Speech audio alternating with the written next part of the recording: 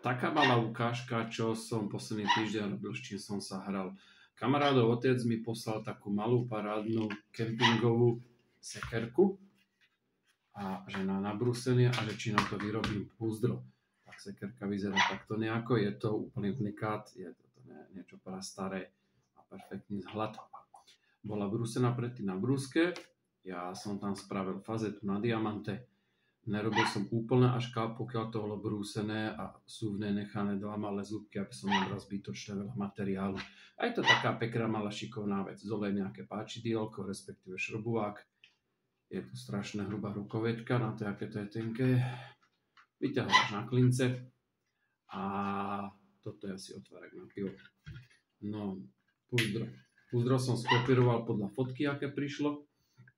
A je na tom 15 mosadzných nitov, vôbec nie je šité, vôbec nie je lepené, je čisto len nitované a je zo strašne hrubej kože. A vlastne som skopíroval presne to, čo mi aj prišlo.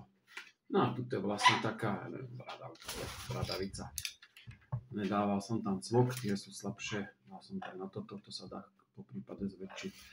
Koža je zatiaľ len nafarbená s liehovým moridlom, takže získala nejakú tvrdosť. Keď sa to odparilo a teraz sa to znova zjemní. Vyťahuje sa to tak, tá sekera, že sa musí potiahnuť hore, otočiť a potom vyťahnuť z toho záhruz, lebo toto rukovetko, to je strašné na projektové.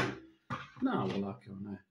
Si ukážem, jak sa na to napríklad nanáša ten olej. Olej na kožu, krásne sa to hneď vpíja.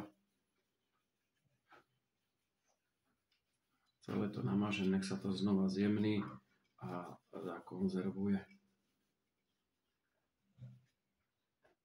Ešte som takéto púzdierko nerobil, čo by krylo aj takú rúčku. Bolo to niečo nové, zaujímavé. S týmto som veľmi spokojný, dostal som taký zaujímavý projekt a hlavne táto sekerka je parádna. Neviem, či to nebolo inzerované ako kempingová na kempovanie. Z minulého storočia. Určite z minulého storočia.